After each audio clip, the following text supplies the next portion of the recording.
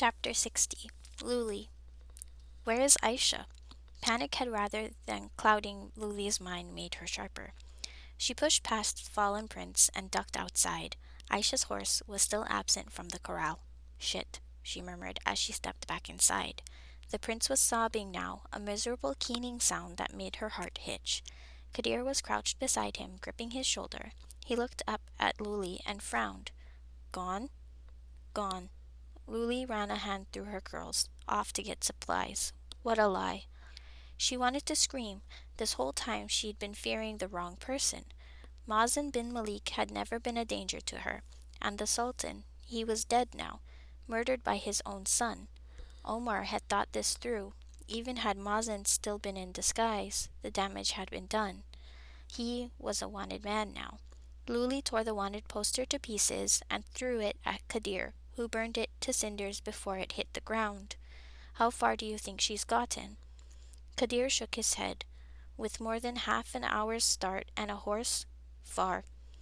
You think the resurrectionist will stop her? She knew Aisha's mind the moment she saved her from death. If she did not stop her then, she will not now. He glanced at the prince. Can you speak?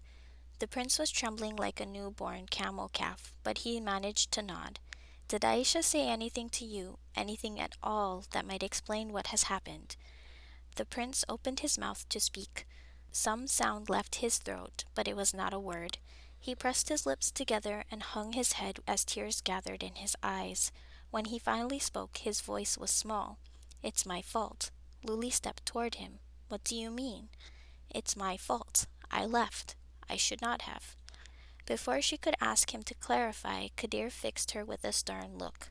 Don't push him. Pity settled over her as she stared at the heartbroken prince. She knew the sorrow of losing family. She remembered how the loss had gnawed at her bones and dug itself into her heart. She remembered not being able to speak or think. She remembered having a gaping hole inside of her with an emptiness that consumed everything. Without Kadir, she would have lost herself in that emptiness. The prince had no one, and worse, the world had been turned against him. Words failed her. What did you say to a man who had lost his family and also been betrayed by them? Kadir stepped away and grabbed their lantern. The moment his fingers touched the metal, a bright blue flame burst to life inside the glass. He handed it to Luli. I will go gather information. Call me through the fire if anything happens. He squeezed her shoulder, picked up his shamshir, and left the tent.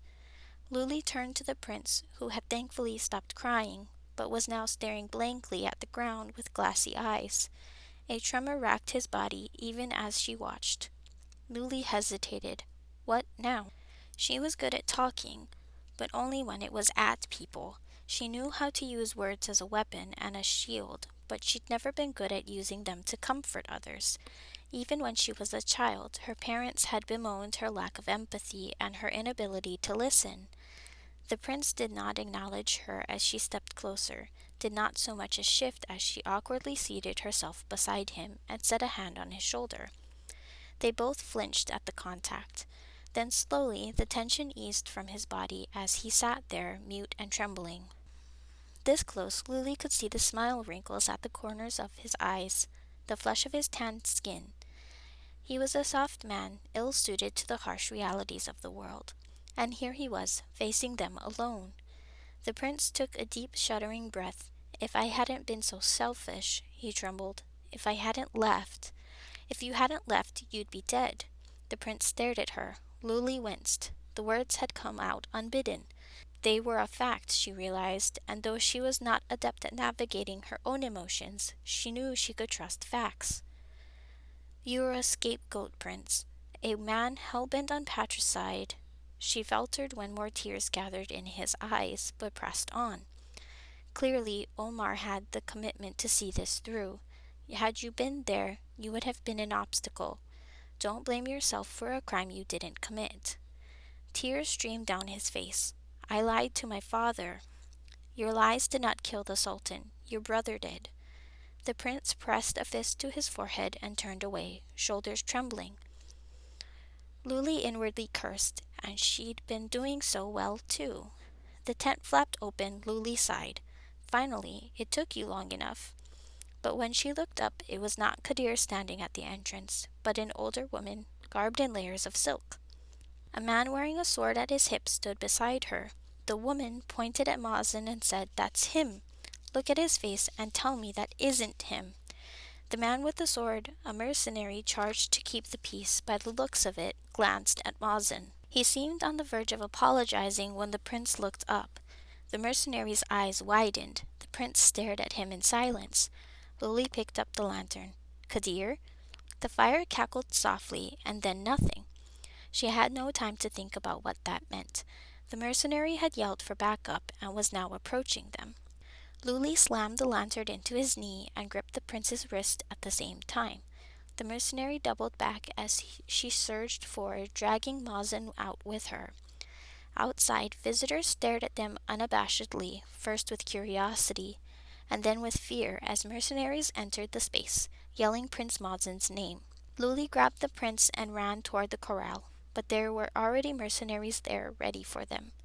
"Let them have me," the prince said. "What use am I to you anyway?" Luli dug her nails into his wrist. He cried out, "Shut up and listen." They were close to the corral now. "When I give you the signal, run for the horses. I'm counting on you to free them." What's the signal?" But there was no time to explain. The mercenaries were approaching, telling her to move away from the prince.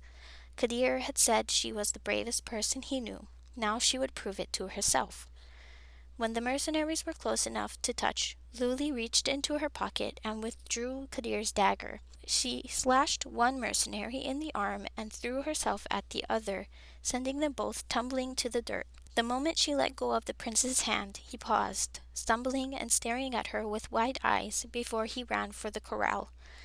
Luli rose to her feet, but too slowly.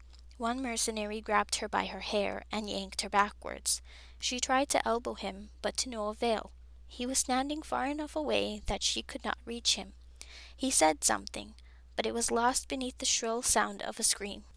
Her captor paused, gasped. What in the nine hells? Luli craned her neck to see what he was looking at.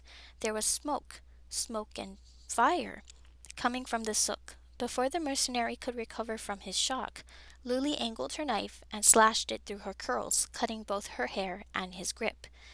It was perfect timing. The corral doors burst open, and the prince came charging toward her on his horse. He reached out a hand.